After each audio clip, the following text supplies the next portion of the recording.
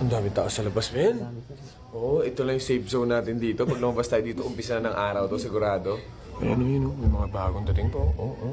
Angas. Uy, ang dami, oh. Oh my goodness. Andiyan na po, mga kalahok. Ano yun? Lumabas dyan. At pagalitan kayo. Alam niya may natutulog dito. Sige nga, Dre! Tulog pa ako.